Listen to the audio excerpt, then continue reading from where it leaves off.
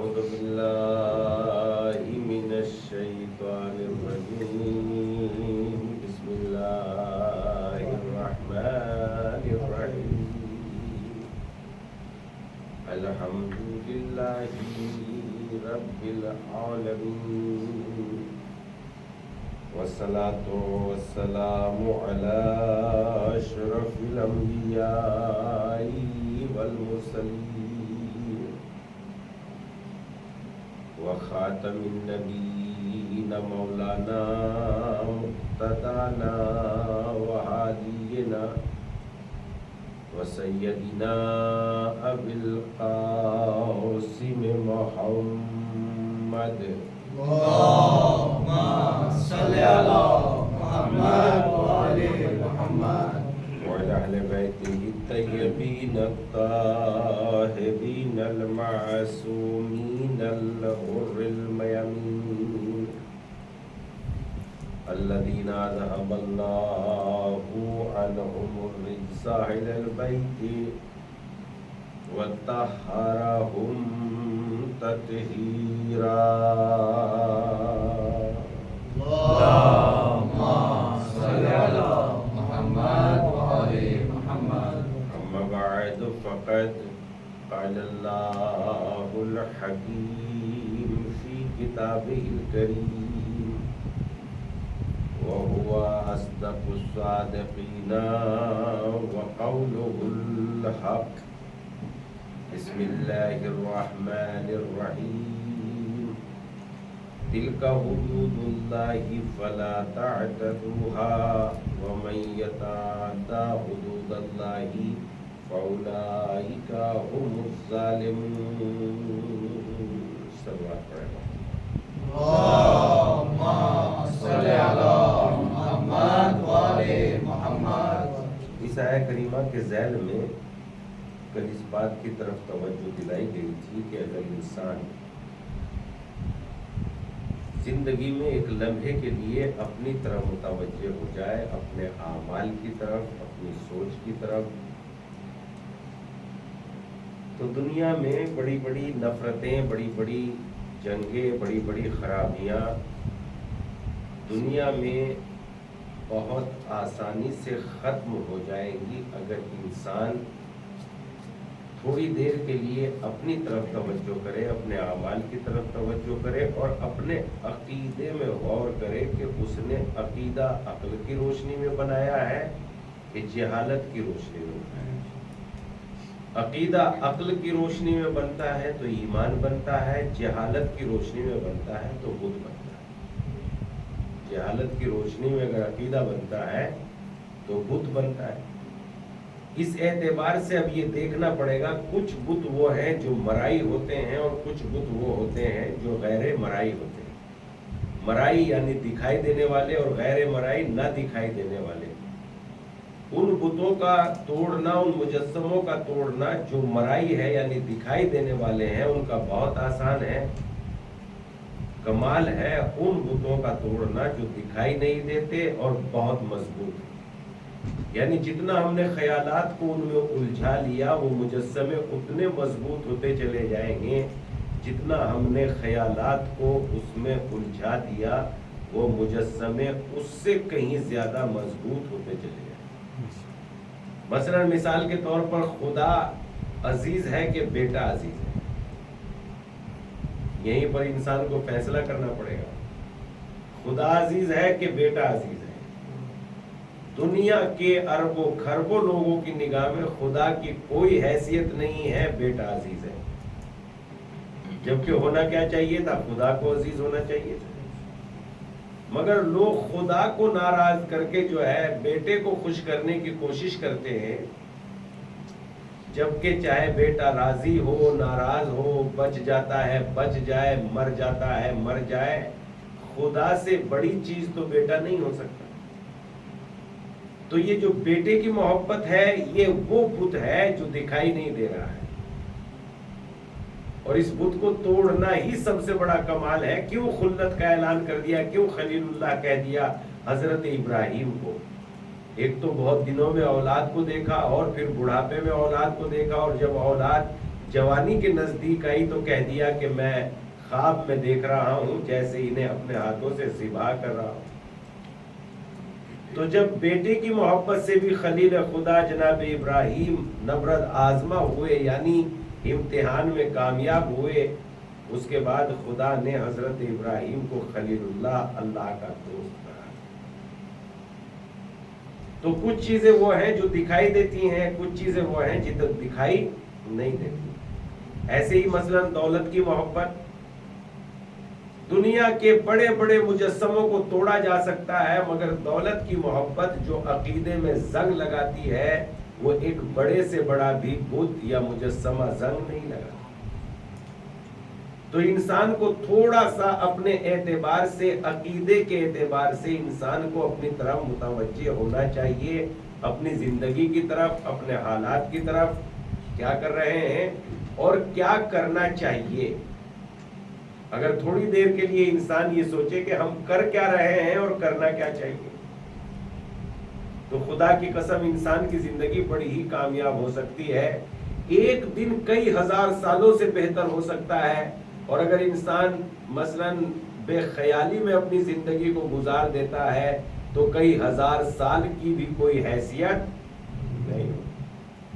اب یہ جو سب ادھر ادھر پڑے ہوئے ہیں بغیر لباسوں کے، یہ وہ ہے جو بے خیالی میں اپنی زندگی گزار رہے ہیں، لیکن اگر انہیں متوجہ ہو جانا چاہیے اپنی طرف، اگر ہو جائیں تو کیا واقعاً انہیں وہی کرنا چاہیے جو کر رہے ہیں؟ تو انسان کو بہت ضروری ہے یہ سوچنا کہ کر کیا رہے ہیں اور کرنا کیا چاہیے، کر کیا رہے ہیں اور کرنا کیا چاہیے۔ جھوٹ بول رہے ہیں، بولنا سچ چاہیے جبکہ جھوٹ بول رہے ہیں۔ وہی زندگی کے بہت پھیلا ہوا موضوع ہے یہ کہ کر کیا رہے ہیں اور کرنا کیا چاہیے، کیا کرنا چاہیے اور کیا کر رہے ہیں۔ کرنی عبادتیں چاہیے، ہم عبادتوں کوسوں دور ہیں، جبکہ مالک نے رزق کا وعدہ اپنے اوپر رکھا ہے کہ رزق پہنچاؤں گا، اور عبادت کی ذمہ داری میرے اوپر رکھی ہے۔ کرنا عبادت چاہیے تھا، تلاش کر رہے ہیں رزق اور کر رہے عبادت سے دور ہے، جبکہ عبادت کرنی چاہیے تھی، رزق تو اس کے ہاتھوں میں ہے، وہ کسی بھی انداز سے پہنچا دیتا ہے، اس کی تدبیریں خراب اور بیکار نہیں ہوتی۔ جب ہم دیکھتے ہیں کہ واقعاً اس اعتبار سے تو انسان کو یہ دیکھنا چاہیے کہ وہ کر کیا رہا ہے اور اسے کیا کرنا چاہیے۔ پوری زندگی اس میں سمٹ کے آ جائے گی کہ کر کیا رہا ہے اور کرنا کیا چاہیے۔ عبادت سے کوسوں دور ہے، وقت کی پابندی کا خیال نہیں ہے، اور جب وقت کی پابندی کا خیال نہیں ہے، جنرل باتیں ہیں، کوئی اپنے اوپر نہ لے جائے، ہو سکتا ہے کہ میں اس دائرے میں زیادہ آ رہا ہوں، تو مجلس اسی کو کہتے ہیں، یعنی مومن کی تعریف پیغمبر نے یہ بتائی ہے کہ مومن مومن کا آئینہ ہے، مومن مومن کے لیے شیشہ ہے، اور شیشہ کیا کرتا ہے؟ ایک دوسرے کو کیا کرتا ہے شیشہ؟ عیب دکھاتا ہے نا، کمیاں ڈھونڈتا ہے، کمیاں نکالتا ہے۔ تو اس کا مطلب یہ ہے کہ سب مومنین میں کمیاں ہیں، لہذا ایک دوسرے کی کمیوں کو دور کرے تو پاک و پاکیزہ شیشے کی طرح چمک جائے گی، صاف ستھرے شیشے کی طرح یقینی طور پر ہم روشن ہو جائیں گے۔ تو اسی طریقے سے انسان کو کیا کرنا چاہیے اور کیا کر رہا ہے، یہ موضوع بہت ہی زیادہ پھیلا ہوا ہے۔ جیسے مثلا لڑنا نہیں چاہیے اور انصاف کرنا چاہیے، مگر انسان لڑنے پہ زیادہ کمر بستہ ہو جاتا ہے اور انصاف نہیں کرتا۔ تو اس اعتبار سے انسان اگر اس بات پر متوجہ ہو جائے کہ میں کیا کر رہا ہوں اور مجھے کیا کرنا چاہیے، میرے بھائی کس حالات میں ہے، مجھے ان کی مدد کرنی چاہیے، جبکہ میں اپنے وقت کو فالتو باتوں میں گزارنے کی کوشش کر رہا ہوں، موبائل پہ لگا پڑا ہوں، باتیں کیے جا رہا ہوں، وقت برباد کیے جا رہا ہوں۔ اے کاش میں اس وقت کو دوسروں کی خدمت کے لیے نکال لیتا، کچھ سیکھ لیتا، کچھ کر لیتا۔ ایک آدمی نے کہا کہ دنیا میں جس پہ بھی احسان کرو گے وہ شکریہ کرے گا، دنیا میں جس پہ بھی احسان کرو گے وہ شکریہ کرے، چاہے جانور ہی کیوں نہ ہو، پرند و چرند ہی کیوں نہ ہو، ہر کوئی شکریہ کرے گا، ہر کوئی۔ لیکن یہ نفس کم بخت ایسا ہے کہ اسے جتنا بھی سیراب کرتے چلے جاؤ گے اتنا ہی برانگیختہ ہوتا چلا جائے. آپ دیکھیے اس نفس کی تعریف پڑھیے. آپ جتنا سیراب کرو گے، آپ اس نفس کی طلب کو جتنا سیراب کرو گے، یہ نفس کی طلب اتنی ہی اکھڑتی چلی جائے گی، بھڑکتی چلی جائے گی، اور انسان سیراب ہونے کا نام لینے کے لیے تیار ہی نہیں ہو سکتا. تو انسان کی زندگی یہ بہت کمال کی ہے کہ انسان بس ایک لمحے کے لیے، تھوڑی دیر کے لیے اتنا سوچے کہ کر کیا رہا ہوں اور مجھے کرنا کیا چاہیے. تھوڑی سی دیر کی لذت، تھوڑی سی دیر کی کیفیت، تھوڑی سی دیر کی باتیں انسان کو بڑا سے بڑا نقصان پہنچا دیتا ہے، بڑے سے بڑا نقصان. مسئلہ چھوٹے اور بڑے قدم کا نہیں ہے کہ چل کون تیز رہا ہے، نہ ہوائی جہاز کا ہے. کامیابی اس کے قدموں میں ہوتی ہے جو لگاتار چلتا ہے. چھوٹے چھوٹے پرندے بھی بہت دور تک پہنچ جاتے ہیں، ہوائی جہاز سے بھی کہیں زیادہ مقابلہ کر لیتے ہیں. اگر زندگی میں کہیں رکاوٹ آ جاتی ہے تو اسی دن انسان کی موت ہے. اس لیے کہ ہر قدم ایک منزل کی طرف انسان کو، تو کیا کر رہا ہے اور کرنا کیا چاہیے. اگر انسان اپنے آپ سے پوچھے کہ جو میں کر رہا ہوں مجھے یہی کرنا چاہیے، جو میں کر رہا ہوں مجھے یہی کرنا چاہیے. کوئی بھی اعتبار سے کسی بھی موضوع میں، ہم اپن جنرل بات کر رہے ہیں. میں آپ سے زیادہ ان چیزوں کا، ان باتوں کا میں خود مستحق ہوں. یہ کمیاں ساری کی ساری مجھ میں پائی جاتی ہے. میں اپنی کمیاں آپ کی خدمت میں رکھ رہا ہوں. کیا بہتر نہیں ہے کہ ایک دوسرے کی کمیوں کے سلسلے میں آپ مجھ سے کہیں کہ مولانا صاحب ان باتوں کو یقیناً درست کرنے والی بات ہے، اس لیے کہ میں کر کیا رہا ہوں اور مجھے کرنا کیا چاہیے. کرنا مجھے انصاف چاہیے، کرنی مجھے ہمدردی چاہیے، کرنی مجھے ایک دوسرے سے محبت کرنی چاہیے. مگر میں نفرت کر رہا ہوں، محبت نہیں کر رہا ہوں. کرنی کیا چاہیے؟ محبت. اور کر کیا رہا ہوں؟ نفرت. کرنی چاہیے مجھے شانتی کی، پیس کی بات کرنی چاہیے، امن کی بات کرنی چاہیے، سکون کی بات کرنی چاہیے، اور میں کر کیا رہا ہوں؟ نفرت کی باتیں. تو اس اعتبار سے مجھے کیا کرنا چاہیے اور میں کیا کر رہا ہوں، اسی اعتبار سے جب ہم دیکھتے ہیں، طول تاریخ میں ہم دیکھتے ہیں. اور یہ بھی میں آپ کی خدمت میں آج بتاؤں گا کہ جب انسان کو یہ پتا چل جاتا ہے کہ مجھے کرنا کیا چاہیے اور میں کیا کر رہا ہوں. مجھے سجدہ معبود کے سامنے کرنا چاہیے اور میں بتوں کے سامنے جھک رہا ہوں. بڑی تیزی کے ساتھ انسان بدل جاتا ہے، بڑی تیزی کے ساتھ بدل جاتا ہے. جیسے جناب زلیخا جب اپنے جذبات میں آنے کے بعد، جب مثلا جناب یوسف علیہ السلام کو تنہا پایا تو اپنے خدا کے چہرے پر مثلا کپڑا ڈال دیا، تو جناب یوسف علیہ السلام نے اسی سے وقت، اسی سے نتیجہ نکال لیا، مجھے جب یہ بے خدا بے جان سے حیا کر سکتی ہے تو میں اپنے اس خدا سے جو سانسوں کا بھی شمار کرنے والا ہے، خیالات کا بھی شمار کرنا چاہتا ہے، تو میں اس سے مجھے کیا کرنا چاہیے. یعنی جب بے جان سے یہ حیا کر رہی ہے تو مجھے اس سے حیا کیوں نہیں کرنی چاہیے. تو بات وہی آ گئی کہ کر کیا رہا ہوں اور کرنا کیا چاہیے. اگر انسان بس اس بات پہ، اس ایک بات کو سوچ لے. میں یہ نہیں کہہ رہا ہوں کہ آپ نماز شب کے پابند ہو جائیے. نماز شبوں کا تو مرحلہ انسان کے لیے بعد میں پیدا ہوتا ہے. پہلے وہ عقل و فکر کو تو درست کرے کہ میں کر کیا رہا ہوں اور مجھے کیا کرنا چاہیے. جب انسان کے لیے یہ بات درست ہو جائے گی کہ میں کر کیا رہا ہوں اور مجھے کرنا کیا چاہیے، لہذا ملتا ہے. آپ تاریخ میں دیکھیے ہمارے نبی محمد مصطفیٰ صلی اللہ علیہ وآلہ وسلم سے پہلے، اللہم صلی علی محمد وآلہ محمد، سے پہلے جب ہم دیکھتے ہیں کہ مکہ مدینے میں جہاں ہمارے نبی نے ہجرت کی ہے، وہاں مدینے میں خوریزیاں ہی خوریزیاں تھیں. 2 قبیلے تھے، ایک کا نام تھا اوس، دوسرے کا نام تھا خزرج.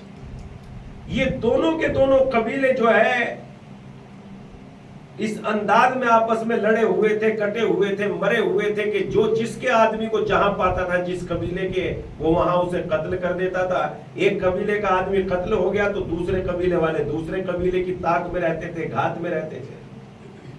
زندگی دشوار ہو گئی تھی، زمین پہ قدم رکھنا مشکل ہو گیا تھا. لوگ گھروں سے نکلتے ہوئے ڈرتے تھے اس لیے کہ ان کے قبیلے کا قتل ہوا ہے، اگر ہم نکلیں گے تو وہ ہماری گھات میں بیٹھے ہوئے ہیں، ادھر کے والوں کا قتل ہو جاتا تو یہ انتظار میں بیٹھ جاتے تھے، یہ ان کا قتل ہو جاتا تھا وہ انتظار میں بیٹھ جاتے تھے۔ ایسے موقع پہ انسان رکھ سکتا ہے زمین پہ قدم؟ گھر کی چار دیواری میں قید ہو جاتا تھا انسان۔ اس کے بعد جب یہ روز مرہ کی آئے دن جنگ چلتی رہی تو اس وقت ایک قبیلے نے سوچا کہ ہم مکے کیوں نہ چلے جائیں، اس لیے کہ مکے میں بڑے بڑے قریش رہتے ہیں، بڑے بڑے جو ہے سردار رہتے ہیں، ابو لہب ہے، ابو جہل ہے، اور جب یہ لوگ رہتے ہیں مکے میں، ابو جہل ابو لہب بڑے بڑے سردار رہتے ہیں، تو ان سے ہم مدد مانگ کے لائیں، لشکر کی، تعداد کی، آرمی کی، تاکہ ایک قبیلہ دوسرے قبیلے پر غالب آ جائے اور دوسرے قبیلے کو جو ہے ہمیشہ کے لیے ختم کر دے، تاکہ پھر جنگ کی آگ ہی نہ بھڑکے۔ موضوع یہ چل رہا ہے کہ انسان بس اتنا سا سوچ لے کہ وہ کر کیا رہا ہے اور اسے کرنا کیا چاہیے، اس پر گفتگو ہو رہی ہے۔ وہ کر کیا رہا ہے، مثلا کرنا کیا چاہیے، مثلا بولنا سچ چاہیے اور بول جھوٹ رہا ہے، کرنی محنت چاہیے اور غافل پڑا ہوا ہے، کرنا کام چاہیے اور باتیں کر رہا ہے، وقت کام گزاری میں لگانا چاہیے اور انسان فالتو میں اپنا وقت برباد کر رہا ہے، رات میں سونا چاہیے جاگ رہا ہے، دن میں جاگنا چاہیے سو رہا ہے، کرنا کیا ہے اور کر کیا رہا ہے۔ بس اگر اتنی سی شعور آدمی کے سمجھ میں آ جائے، اتنی سی بات کہ میں کر کیا رہا ہوں اور مجھے کیا کرنا چاہیے، میں کر کیا رہا ہوں، بس اتنا سا اپنے آپ سے پوچھ لے کہ میں کر کیا رہا ہوں اور مجھے کرنا کیا چاہیے، خدا کی قسم یہ انسان مہان بن جائے گا، بہادر بن جائے گا، بے پناہ قوی انسان بن جائے گا، آسمانوں پہ اڑے گا، بلندیوں کی سیر کرے گا۔ میں کر کیا رہا ہوں اور مجھے کرنا کیا چاہیے، میں دوسروں کے حقوق ادا کرنا چاہیے اور لوٹ رہا ہوں، میں کر کیا رہا ہوں اور مجھے کرنا کیا چاہیے۔ اگر اتنی سی بات اس کی انسان کی سمجھ میں آ جائے، میں دوسروں سے نفرت کر رہا ہوں جبکہ مجھے ہمدردی کرنا چاہیے، ارے میں تو دوسروں کے گناہوں کو ظاہر کر رہا ہوں جبکہ مجھے تو پردہ ڈالنا چاہیے، میں کر کیا رہا ہوں اور مجھے کیا کرنا چاہیے۔ ٹھیک، ان لوگوں نے دیکھا کہ ایک قبیلہ دوسرے قبیلے کے انسان کو ختم کر دیتا ہے، لہذا قریش کے پاس گئے، چلو بھائی طاقت لے کے آتے ہیں، آرمی لے کے آتے ہیں۔ اب انہوں نے جو ہے یہ تو لڑ رہے تھے جبکہ لڑنا نہیں چاہیے، یہ لڑ رہے تھے، بہت جنگ کی آگ بھڑکی ہوئی تھی، لڑنا نہیں چاہیے، یہ لڑ رہے تھے۔ وَلَا تُفْسِدُوا فِي الْأَرْضِ، قرآن نے صاف لفظوں میں کہا ہے زمین پہ فساد نہ کرو، یعنی فساد نہ کرنا چاہیے، عدل و انصاف کرنا چاہیے۔ تو میں کر کیا رہا ہوں اور مجھے کیا کرنا چاہیے۔ ان میں سے طاقت لینے کے لیے پہنچے مکہ، اور جب یہ لوگ مکہ پہنچے تو یہ ہمارے نبی، مکے والے ہمارے نبی رحمت للعالمین کا مذاق اڑا رہے ہیں، رحمت کو دیوانہ کہہ رہے ہیں، عقل کل کو پاگل کہہ رہے ہیں، محبت کے مجسمہ رحمت کو جو ہے یہ لوگ ساحر کہہ رہے ہیں، جادوگر کہہ رہے ہیں۔ کرنا کیا چاہیے، اطاعت پیغمبر کرنا چاہیے، محبت پیغمبر کرنا چاہیے، اور یہ کیا کر رہے ہیں، نفرت پیغمبر کر رہے ہیں، پیغمبر کے پیروں پہ جو ہے لٹھیاں مار رہے ہیں۔ ابو لہب کے بارے میں ملتا ہے کہ جب پیغمبر تبلیغ کے لیے نکلتے تھے تو پیغمبر اسلام کے پیچھے یہاں پر جہاں اس کو جو کیا کہتے ہوں گے، اس جگہ پر جو ہے وہ لٹھیاں مارتا ہوا چلتا تھا اور کہتا تھا کہ دیکھو یہ دیوانہ ہو گیا ہے، اے لوگوں اس کی بات نہ سننا۔ کرنا کیا تھا، رحمت للعالمین کے سائے میں آنا تھا، اور یہ کیا کر رہے ہیں، رحمت للعالمین کو ہی مثلاً اذیت دے رہے ہیں، تکلیف دے رہے ہیں۔ تو انسان کی سب سے بڑی ذمہ داری یہ ہے کہ وہ کیا کر رہا ہے، اسے کیا کرنا چاہیے۔ اس کے بعد یہ لوگ آئے ابو لہب کے پاس، ابو جہل کے پاس، ابو لہب ہمیں طاقت دو، ہمیں جو ہے لشکر دو، ہمیں آرمی دو، تاکہ ہم قبیلہ خزرج کو بالکل ختم کر دیں، اس لیے کہ بہت دن ہو گئے جنگ کرتے کرتے کرتے کرتے اب ہم جنگ سے تھک چکے ہیں، لہذا ہمیں جو ہے طاقت دو، آرمی دو۔ کرنا کیا چاہیے تھا؟ انہیں کہنا چاہیے تھا ہمارے درمیان میں محبت کرا دو، ہمارے درمیان میں فیصلہ کرا دو۔ کرنا چاہیے تھا محبت و انصاف کا مطالبہ، اور یہ مانگ رہے ہیں طاقت، تاکہ ہم دوسرے قبیلے کو بالکل ختم کر دیں، اس لیے کہ ہم آرام سے رہیں۔ کرنی چاہیے تھی دوسرے قبیلے کے لیے ہمدردی، اور یہ کر رہے ہیں نفرت۔ پیغمبر اسلام کی خدمت میں، پیغمبر اسلام کی خدمت ابھی کہا ہی ہے، یہاں تک کہ ابو جہل ابو لہب نے کہا کہ ہم تمہاری طاقت تو بن جاتے ہیں، لشکر تو ہمارے پاس بہت ہے، آرمی بھی ہمارے پاس بہت ہے، گھوڑے بھی ہمارے پاس بہت ہے، جنگجو بھی ہمارے پاس اتنے بڑے بڑے ہیں کہ ایک ایک آدمی 40 لوگوں سے لڑ سکتا ہے، مگر ایک آفت ہمارے مکے میں آ گئی ہے، ہم اس آفت سے مقابلہ نہیں کر پا رہے ہیں، بتاؤ ہم تمہاری کیسے مدد کر سکتے ہیں؟ کہا اس آفت کا نام کیا ہے؟ کہا وہ آفت جو ہے اپنے آپ کو نبی کہتا ہے، اور کہتا ہے اللہ کی طرف سے میرے اوپر قرآن نازل ہوتا ہے، اور وہ جو ہے جب اس کو قرآن کی، جسے وہ قرآن کہتا ہے، جب اس کی تلاوت کرنے لگتا ہے تو ایسا لگتا ہے کہ کوئی بھی آدمی جو اس کی بات سن لیتا ہے اس کا جو ہے گرویدہ ہو جاتا ہے، اس کے ساتھ بیٹھ جاتا ہے، اور پھر وہ اس سے باہر نہیں نکل سکتا۔ لہذا ہمیں یہ چاہیے کہ اب تم واپس چلے جاؤ، پھر تم کبھی بعد میں آنا، اس کے بعد جو ہے ہم تمہاری مدد کریں گے۔ عربوں میں یہ تاریخ تھی کہ جب عرب جو ہے مدینے سے مکے سے ادھر ادھر سے مدینے سے چل کے آتے تھے مکے میں، تو بغیر خانہ کعبہ کا طواف کیے ہوئے نہیں جاتے تھے۔ طواف پہلے زمانے سے ہی، وہ پرانے زمانے سے ان کے درمیان میں عبادت تھا، لہذا انہوں نے کہا ٹھیک ہے اے قریش کے سرداروں، اگر تم ہماری مدد نہیں کر سکتے تو ہم چلے جائیں گے، مگر ہم طواف کے لیے جا رہے ہیں، خانہ کعبہ کا طواف کر لیں تاکہ پھر واپس چلے جائیں۔ انہوں نے جو ہے ایک مرتبہ طواف کا نام لیا، انہوں نے کہا کہ وہ مصیبت وہیں تو بیٹھی ہوئی ہے جہاں تم نے جانے کا نام لیا ہے، وہ خانہ کعبہ میں ہی بیٹھی ہوئی ہے، لہذا وہاں جانے کی بات۔ انہوں نے کہا یہ تو نہیں ہو سکتا کہ ہم عرب آئے، مکے میں آئے اور مکے میں طواف کیے بغیر چلے جائیں، ایسا نہیں ہو سکتا، لہذا ہم طواف تو ضرور کریں گے۔ کہ پھر اپنے کانوں میں روئی ٹھوس لو اور اس کی بات ذرے کے برابر اتنی بھی تمہارے کانوں میں اس کی بات نہ چلی جائے۔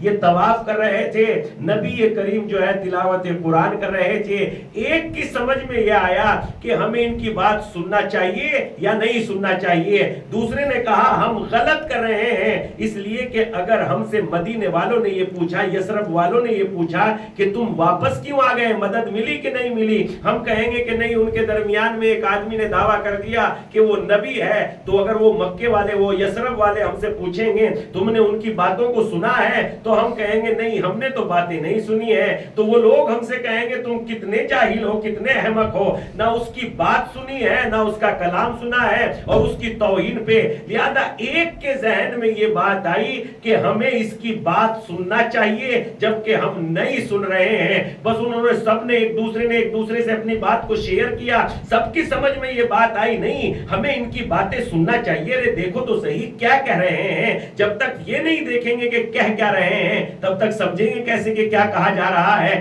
لہذا ایک نے اپنی روئی تھوڑی سی ڈھیلی کی، اور اب جو تھوڑی سی روئی ہلکی کی تو اس میں پیغمبر کی زبان سے کلام الہی اب جو کانوں کے راستے سے دل کی گہرائیوں میں اترتا چلا گیا، وہی نور بنتا چلا گیا۔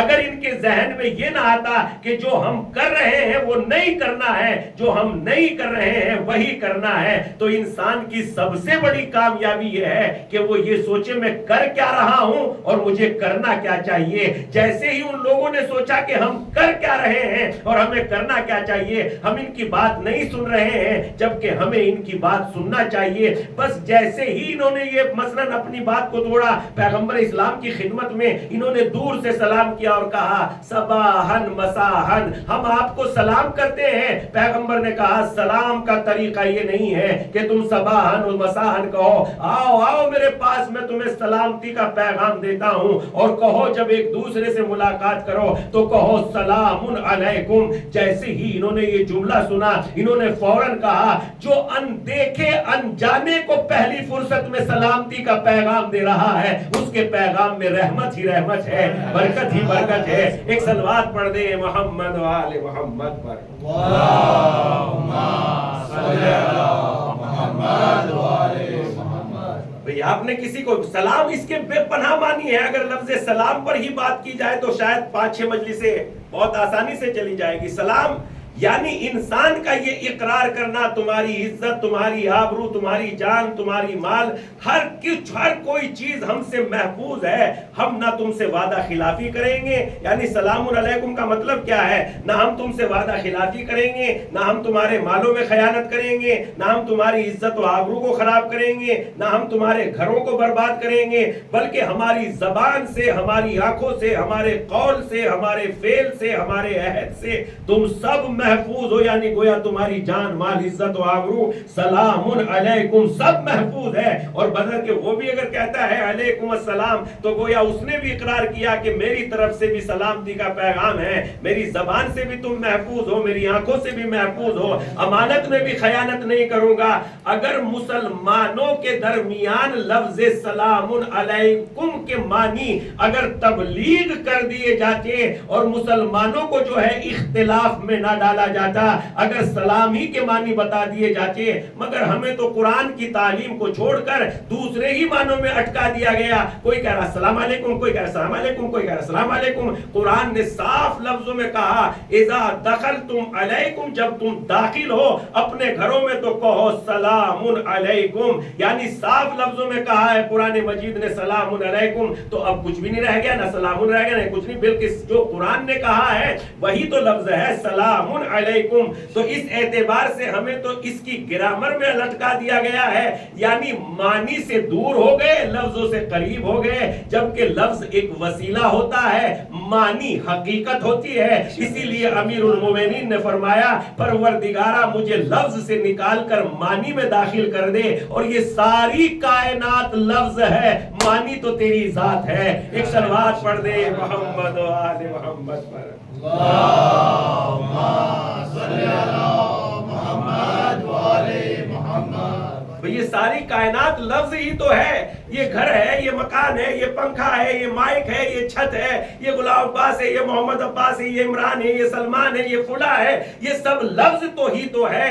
تو لفظ حقیقت نہیں ہوتا، اس کے اندر جو چھپے ہوئے معنی ہوتے ہیں وہ حقیقت ہوتے ہیں. ہم لفظ سے قریب ہو گئے اور معنی سے دور ہو گئے. اور ہونا یہ چاہیے تھا کہ ہمیں معنی سے قریب ہونا تھا، مگر لفظ سے ہمیں دور، مثلا لفظ ہمیں وسیلے کے طور پر. اسی طریقے سے ہم نے قرآن کو یاد کرنے، بزنس کی جگہ پر پڑھنے، اپنے گھروں مثلا اس پر عمل کرنے کے بجائے تجارت پیشہ دکانوں پہ تلاوت کرنے کو ہم نے اسے خزانہ سمجھا. یہاں پڑھ لیں گے تو برکت ہو جائے گی، جبکہ قرآن کی تعلیم پر عمل کرنے میں برکت ہے. اس لیے کہ لفظ ایک ذریعہ ہے، اس نے جو پیغام دیا ہے وہ بڑی بات ہے، نہ کہ لفظوں کو ہم رٹا ملا. مثلا ایک آدمی جو ہے بہت گاڑی سی عبادت کر رہا، بسم اللہ الرحمن الرحیم الحمدللہ رب العالمین، مگر اس کے کپڑے پاک و پاکیزہ نہیں ہے، اس کی زبان پاک و پاکیزہ نہیں ہے، اس کے خیالات پاک و پاکیزہ نہیں ہے، اس کا لباس پاک و صاف نہیں ہے، محنتی نہیں ہے، پاک وہ نہیں ہے، صاف وہ نہیں ہے. کتنی بھی بڑی تلاوت کیوں نہ کر لے، کیا قرآن میں اللہ کی بارگاہ اس نماز کو قبول کر لے گی؟ بالکل نہیں کرے گی. مگر ایک آدمی کالا ہے، سیاہ ہے، بالکل ایک دم اس کے پسینے سے بدبو آتی ہے. ارے حد تو یہ ہو گئی، جو معنی سے قریب ہو جاتا ہے بلال مؤذن بن جاتا ہے اور بڑے بڑے عرب پیغمبر سے دور ہو جاتے ہیں. تو کمال لفظ نہیں ہے، کمال معنی ہے. لہذا معنی کو تلاش کریں کہ معنی کیا ہے، معنی کو تلاش کریں کہ معنی کیا ہے. تو اس اعتبار سے پیغمبر نے کہا سلام علیکم، آؤ میں تمہیں دکھاتا ہوں سلام کرنا کیا ہے. اور پھر اس کے بعد تقریباً 10-12 آیتیں ہیں جو لگاتار ہیں. پیغمبر اسلام نے جو تعلیم دیے، وَاتْلُ عَلَيْكُمْ نَبَأَهُم بِالْحَقِّ، آؤ میں تمہیں بتاتا ہوں وہ حق کیا ہے. یہ تقریباً 10 سے 12 آیتیں ہیں. لا تقربوا الفاحش ما ظهر منها وما بطن. دیکھو فاحشوں کے قریب نہ جانا، یعنی خراب چیزوں کے قریب نہ جانا، چاہے وہ ظاہر میں ہو یا باطن میں ہو. وہ تو اس طریقے کی یہ 12 آیتیں ہیں جن کا تو ابھی مقام نہیں ہے. اگر ان کو چھیڑا جائے تو یقینی صورت میں 12 لیکچر، 12 مجلسیں، 12 درس اور ہو جائیں گے. تو اس لحاظ سے ابھی ان کو تو نہیں چھوڑنا، مگر ان کا جو لفظ ہے، ان کے جو معنی و مفہوم ہے وہ میں آپ کی خدمت میں پیش کرتا ہوں. پیغمبر نے کہا مثلا اس طریقے سے لا تقربوا المال الیتیم، دیکھو مال یتیم کے قریب نہ جانا. اور اس کے بعد کہا پیغمبر اسلام نے دیکھو زنا کے قریب نہ جانا، دیکھو ناپ تول میں کمی نہ کرنا، والدین کے ساتھ احسان کرنا. اس طریقے کی بہت ساری 10 سے 12 پیغام ہیں جو پیغمبر نے انہیں دیے. اور جب انہوں نے پیغمبر کے یہ پیغام دیے کہ یہ تو دوسروں کے مال کو، اب ان کی دین کی سمجھ میں تھوڑی دیر میں آیا کہ ہمیں یہ نہیں کرنا چاہیے جو ہم کر رہے ہیں، ہمیں تو کچھ اور کرنا چاہیے. اب جو یہ پلٹے واپس پلٹنے کے لیے، اب جو یہ مکے میں گئے، مدینے یثرب چلے گئے، اب یثرب چلے گئے، یہ لے کے آئے تھے مکے میں خونخواری کا پیغام،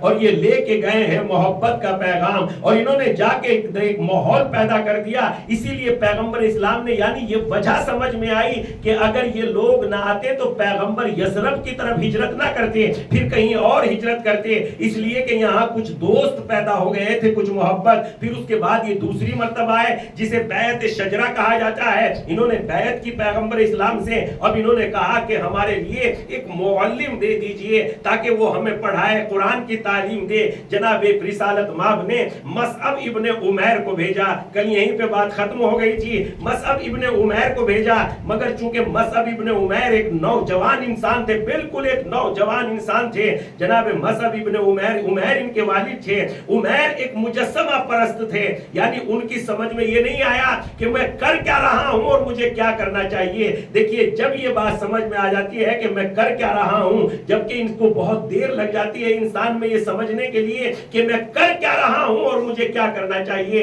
عمیر جن کے والد جو ہے جناب ماسب کے والد جناب عمیر، ابھی جناب عمیر نکل رہا ہے منہ سے، جبکہ ابھی جناب عمیر کہنے کا موقع نہیں آیا. عمیر جو ہے ایک مجسمہ پرست انسان تھے، اور ایک بہت بڑا سا بت، ایک بہت بڑا سا مجسمہ جس کے بڑی بڑی آنکھیں تھی، جس کی زبان بھی باہر نکلی ہوئی تھی، ہاتھ بڑے لمبے لمبے تھے، کئی سارے ہاتھ جو ہے اس کے مثلا بازو پہ ٹنگے ہوئے تھے، اور اس کا بہت بڑا قد آدم سے بھی بہت بڑا اس کا مجسمہ بنا ہوا تھا. اس نے اپنے گھر کے صحن میں اسے رکھا ہوا تھا، روز اسے سجدہ کرتا تھا، اس کے لیے مثلا عطر لاتا تھا، اس کی آنکھیں تیل سے صاف کرتا تھا، اس کے بالوں میں کنگھی لگاتا تھا، اور پھر مثلا اس کو جو ہے جگاتا تھا، اور جگانے کے بعد پھر پہ دیوانہ وار عبادت کرتا تھا. ماسب جناب ماسب جو ان کے فرزند تھے، ان کی فکر جاگ چکی تھی اور انہیں سمجھ میں آ گیا تھا کر کیا رہے ہیں اور کرنا کیا چاہیے. لہذا ان مجسموں کی عبادت نہیں کرنا چاہیے جبکہ ان کی عبادت کر رہے ہیں. ایک روز جناب ماسب نے چاہا کہ مجھے اپنے والد کو جہنم کی آگ سے نجات دلانی ہے. جہنم کی آگ سے نجات عمل میں نہیں ہے، فکر میں ہے. اس لیے فکر سکھاتی ہے عبادت کرنا، اور جب فکر ہی نہیں ہے تو عبادت خشک ہو جائے گی، جامد ہو جائے گی. اگر عبادت کو حرکت میں لانا ہے تو پہلے فکر کو حرکت میں لاؤ تاکہ عبادت میں خضوع و خشوع پیدا ہو جائے. ورنہ اگر فکر ہی نہیں ہے تو عبادت بے جان ہے، عبادت میں کوئی جان نہیں ہے. اور خدا بے جان عبادتوں کو پسند نہیں کرتا، خدا جاندار عبادتوں کو پسند کرتا ہے. اور ایک ہی جملے میں خدا نے بتا دیا بے جان عبادتیں کیا ہیں اور جاندار عبادتیں کیا ہیں. ایک ہی جملے میں کیا کہا ہے قرآن مجید نے؟ ان الصلاۃ تنہا عن الفحشاء والمنکر. دیکھو نماز تمہیں برائیوں سے روکتی ہے. اگر نماز برائیوں سے روک رہی ہے تو نماز ہے، اگر نہیں روک رہی تو نماز نہیں ہے. لاکھ پڑھتے رہیے آپ. یا میں اپنے لیے بات، میرے پہلی مجلس میں یہ بات کہہ دی تھی، ساری باتیں میرے لیے ہے.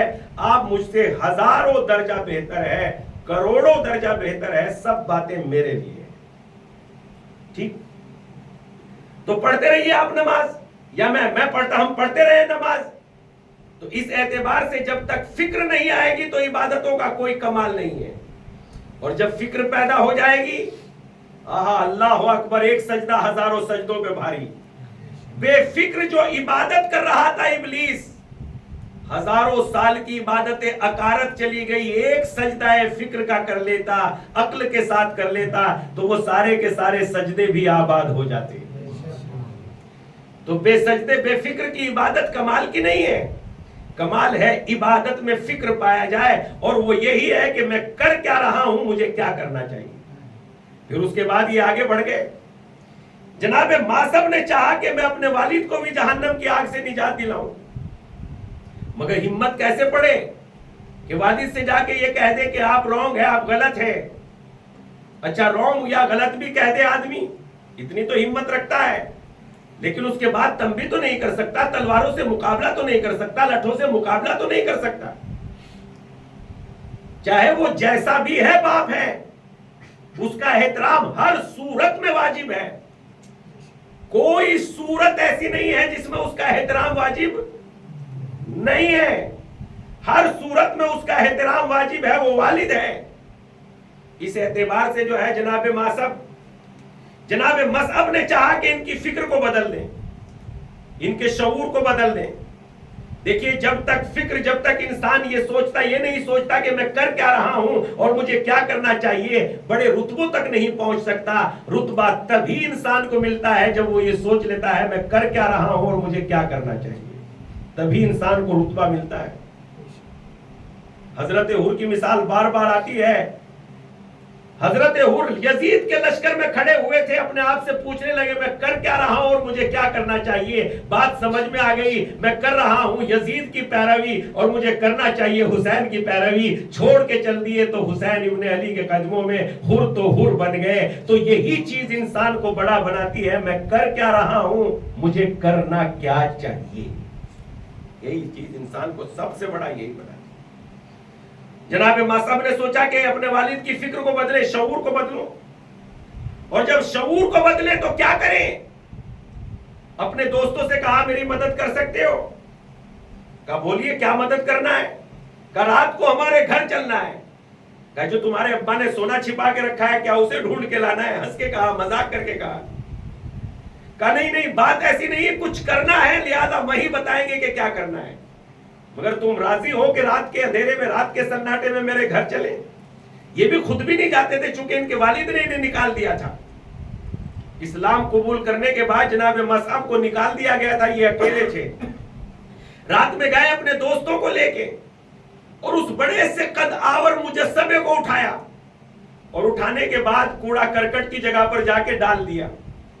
اور کوڑا کرکٹ کی جگہ پر جو صبح میں اٹھے 4 بجے 3 بجے، یہ بہت سویرے اٹھ جایا کرتے تھے جناب مصعب کے والد، یہ بہت سویرے اٹھ کے جو ہے اپنے خدا کو راضی کرنے کی کوشش کرتے تھے. لہذا اس کے بعد جو ہے انہوں نے کہا کہ وہ یہ تو دکھا نہیں، جب دکھائی نہیں دیا تو بڑا تڑپا، بڑا پریشان ہوا. اور اب جو صبح ہوئی، دن ہوا تو ادھر ادھر ڈھونڈنے کے لیے نکلا. اب جو دیکھا کہ کوڑا کرکٹ کی جگہ پر پڑا ہوا ہے، مثلا اس کے رخسار بھی سنے ہوئے ہیں، اس کے بال بھی پریشان ہیں. یہ بہت پریشان ہوا، اٹھا کے لایا، دھلا اور دھلنے کے بعد جو ہے اس کا منہ صاف کیا اور ہاتھوں کو جوڑ کے کہنے لگا میں سو گیا تھا مجھے معاف کر دیں، میں سو گیا تھا مجھے معاف کر دیں. لیکن ابھی بھی اس کی عقل جلی نہیں، اس کا عقل کا چراغ ابھی بھی روشن نہیں ہوا. دوسرے دن جناب مصعب نے پھر ایسا ہی کیا. دوسرے دن اٹھا کے جو ہے پھر اسے کوڑا کرکٹ کی جگہ پر ڈال دیا. اب اس کا دماغ تھوڑا سا چلا اور یہ گھر میں سے ایک بڑی سی لمبی سی تلوار لے کے آیا کہ اگر تو خدا ہے، جبکہ میں تجھے خدا مانتا ہوں، تو تلوار اس کے گلے میں لٹکا دی اور کہا کہ اپنی حفاظت خود کرنا اگر تو میرا خدا ہے، اس لیے کہ خدا اپنی حفاظت خود کرتا ہے. اگر تو اپنی حفاظت نہ کر سکا تو میری حفاظت کیسے کرے گا؟ دیکھیے جیسے ہی فکر بدلی، جیسے اس کو یہ پتا چلا کہ میں کر کیا رہا ہوں، مجھے کیا کرنا چاہیے. خیر کوئی بات نہیں، تیسرے دن جناب مصعب نے پھر اٹھا کے اسے بے پناہ گندگی کی جگہ پر چھوڑ دیا. اب جو یہ اپنے خدا کے نزدیک سے گزرا تو لات مار کے کہنے لگا جسے میں زندگی بھر خدا کہہ رہا تھا وہ تو اپنی ہی حفاظت نہیں کر سکتا تو میری حفاظت کیا کرے گا. شعور بدلا، عقل بدلی، پیغمبر پر ایمان لے آیا. اور اب جو ایمان لے آیا بس یہ نہیں کہ نماز پڑھوں گا، روزہ رکھوں گا، یہ بیچارہ پیر سے معذور تھا. پیغمبر اسلام کی خدمت میں آ کے کہنے لگا جبکہ آپ نے پیغمبر ہونے کے ناطے معذور پر جہاد نہیں رکھا، لیکن پیغمبر میری گزارش یہ ہے کہ میں اللہ کی راہ میں جہاد کر کے شہادت کے درجے پہ جانا چاہتا ہوں. جب فکر کمزور ہوتی ہے تو بتوں پہ مرتا ہے، جب فکر بڑی ہو جاتی ہے تو خدا پہ مرتا ہے. تو انسان کیا کر رہا ہے، میں کیا کرنا چاہیے. اے کاش کہ ہم سب کو یہ نالج ہو جائے، کر کیا رہا ہوں، کرنا کیا چاہیے. ایک صلوات پڑھ دیں محمد و آل محمد. اللہم صلی علی محمد و آل محمد. 40 منٹ بڑھ کے زیادہ ہی ہو گئی اور آج آپ کا پہلا دن بھی تھا ہفتے کا، لہٰذا بس زیادہ نہیں ستاؤں گا، بات ختم کر دیتا ہوں. اس اعتبار سے 40 سے زیادہ ہی ہو گئی، اس لحاظ سے اس کی باقی باتیں کل، اور کل بھی اس شرط کے ساتھ کہ اگر یہ موضوع ذہن میں رہ گیا، پتہ نہیں صبح سے شام تک 20 موضوع آتے ہیں جو مجھے آگنے کے بعد یہ پتہ ہی نہیں چلتا کون سا سوچا تھا اور کیا پڑھوں. تو اس اعتبار سے اگر یہ ٹک گیا ذہن میں، یہ بات اگر ٹک گئی ذہن میں تو انشاءاللہ اسے کل مکمل کریں گے، نہیں تو پھر جو آئے گا وہ سن لیجیے گا. تو اس اعتبار سے اللہ کی بارگاہ میں اگر انسان کو یہ بات سمجھ میں آ جائے کہ کر کیا رہا ہے اور اسے کیا کرنا چاہیے تو انسان بڑے کمال کا ہو جاتا ہے. جیسے ایک واقعہ میں آپ کی خدمت میں پیش کرتا ہوں، مصاحب بھی اسی واقعہ میں ہو جائیں گے کیونکہ جناب سیدہ کی مجلس ہے، ایام فاطمیہ ہے، اور واقعہ اگر ساری دنیا بھی قیامت تک اشک بہاتی رہیں تو جناب زہرا کا غم ہلکا نہیں ہوگا، اس لیے کہ فاطمہ وہ نبی کی بیٹی جس کا احترام رسول اللہ کرتے تھے، اور رسول اللہ جب احترام کرتے ہیں تو رسول اللہ ہی احترام نہیں کر رہے ہیں، بلکہ چونکہ ہمارے نبی تمام نبیوں کے تمام نبیوں کے نبی ہے، خاتم الانبیاء ہیں، نبیوں کے سردار ہیں، تو گویا ہمارے نبی کا احترام تمام نبیوں کا احترام ہے. اور جب ہمارے نبی کا احترام تمام نبیوں کا احترام ہے تو واقعاً جس بی بی کا احترام رسالت مآب نے کیا ہو، جس کی فضیلتوں کے بارے میں کچھ کہا ہی نہیں جا سکتا، اس لیے کہ اگر پیغمبر اپنی زوجہ سے خود بات کر رہے ہیں تو حدیث ہے، لیکن اگر زوجہ پیغمبر سے بات کر رہی ہے تو پھر حدیث نہیں ہے. مگر رسول اللہ کی بیٹی کی عظمت یہ ہے چونکہ وہ خود بھی معصومہ ہے، حسن و حسین بھی معصوم ہے اور علی بھی معصوم ہے اور بابا بھی معصوم ہے، یعنی بیٹی باپ سے بات کر رہی ہے تب بھی حدیث ہے، باپ بیٹی سے بات کر رہا ہے تب بھی حدیث ہے. خدا کی قسم کیا کہنے ان عظمتوں کے، اس لیے کہ عظمتیں آپ دیکھیے تو صحیح، اگر زوجہ شوہر سے بات کر رہی ہے تب بھی حدیث ہے، اور علی اپنی زوجہ سے بات کر رہے ہیں تب بھی حدیث ہے، اگر حسن اپنی ماں سے بات کر رہے ہیں تب بھی حدیث ہے، اگر ماں اپنے بیٹے حسن سے بات کر رہی ہے تب بھی حدیث ہے، اگر حسین اپنی ماں سے گفتگو کرتے ہیں تو تب بھی حدیث ہے، اور اگر ماں حسین سے بات کرتی ہے تو تب بھی حدیث ہے.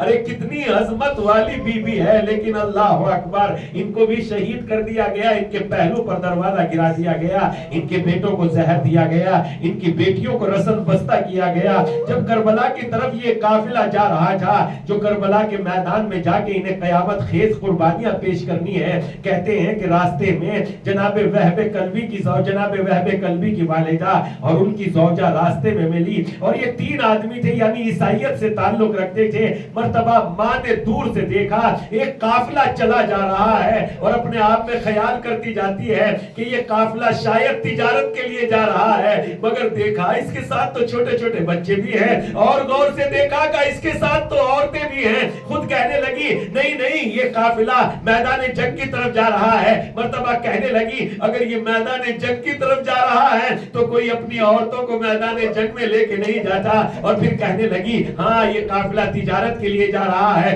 کہنے لگی اگر یہ تجارت کے لیے جا رہا ہے تو اپنے چھوٹے چھوٹے بچوں کو کیوں لے کے جا رہا ہے؟ ارے دودھ پیتے بچے ہیں جو گرمی سے کملائے ہوئے ہیں. اے وہب جاؤ ذرا اس کا پتہ تو لگا کے آؤ یہ قافلہ کون ہے اور کہاں جا رہا ہے. جناب وہب کلبی چلے اور چلنے کے بعد امام حسین کی خدمت میں آئے. آقا آپ کون ہیں اور کہاں جا رہے ہیں؟ مولا نے اپنا تعارف بڑا دور سے کرایا. میں نبی کی بیٹی کا بیٹا حسین ابن علی ہوں، میں فاطمہ کا بیٹا، مجھے امت نے اپنے وطن میں رہنے نہیں دیا. ساری تفصیل بتا دی جناب وہب کلبی کو. اب جو وہب کلبی واپس آئے اور واپس آنے کے بعد اپنی والدہ سے کہا اے والدہ یہ نبی کی بیٹی کے بیٹے حسین ابن علی کا کون نبی کی بیٹی کے بیٹے؟ کیا یہ فاطمہ کے بیٹے ہیں؟ ہاں والدہ گرامی، ارے یہ نبی کی بیٹی جناب فاطمہ کے بیٹے حسین ابن علی ہیں. اور ساری تفصیل بتانے کے بعد وہب نے ایک جملہ کہا چلو والدہ گرامی اپنے گھر کی طرف آگے بڑھتے ہیں. ارے ماں نے کلیجہ پکڑ کے کہا ہے وہب ارے فاطمہ کا گھر کربلا میں اجڑ جائے گا. اور وہب قلبی کی ماں کا گھر آباد رہ جائے یہ نہیں ہو سکتا. اگر فاطمہ کا گھر اجڑے گا تو وہب قلبی کی والدہ کا بھی گھر اجڑے گا. اور وہی ہوا, حسین کے قدموں میں آ گئے وہب, اور وہب نے جو جنگ کی ہے یقیناً اس سے اسلام کو بڑی تقویت پہنچی. الا لعنت اللہ علی قوم الظالمین. وَسِيَعْلَمُ الَّذِينَ ظَلَمُوا أَيَّ مُنْقَلِبٍ يَنْقَلِبُونَ. پروردگارہ تجھے واسطہ محمد والے محمد کا ہماری اس عبادت کو قبول کر. پروردگارہ ہمارے آنسوؤں کو ہمارے سیدہ میں جگہ عنایت فرما. پروردگارہ کربلا, قرآن, تاریخ, اسلام, سیرت نبوی, پروردگارہ ان میں غور و فکر کرنے کی توفیق عنایت فرما. پروردگارہ تجھے واسطہ محمد والے محمد کا تاریخ میں سے صحیح تاریخ ڈھونڈ کے لانے کی توفیق عنایت فرما. پروردگارہ تجھے واسطہ محمد والے محمد کا ہمیں یہ توفیق دے دیں کہ ہم سوچ لیں کہ کر کیا رہے ہیں اور ہمیں کرنا کیا چاہیے, ایسی سعادت عنایت فرما. پروردگارہ تجھے واسطہ محمد والے محمد کا بیماروں کو صحت کاملہ عنایت فرما. پروردگارہ بے گھروں کو گھر عطا فرما. پروردگارہ مرحومین کو جوار رحمت میں جگہ عطا فرما. پروردگارہ ان کے درجوں کو بلند عنایت فرما. پروردگارہ لاوارثوں کی قبر پر اپنی رحمت نازل فرما. پروردگارہ تجھے واسطہ محمد والے محمد کا بیماروں کو صحت کاملہ عنایت فرما. پروردگارہ آقا کے ظہور میں تاجیل فرما. پروردگارہ ہم سب اور جنہوں نے ان مجلسوں کو برپا کیا ہے ان کے کاروبار میں برکت عنایت فرما. نیکیوں کی توفیق عنایت فرما. مرحومین کو جوار رحمت میں جگہ عنایت فرما. ربنا تقبل منا انک انت السمیع العلیم. ایک مرتبہ سورہ حمد اور 3 مرتبہ سورہ توحید کی تلاوت فرما کر کل مومن مومنات کی ارواح کو انسان فرما. بسم اللہ الرحمن الرحیم. الحمد للہ رب العالمین الرحمن الرحیم مالک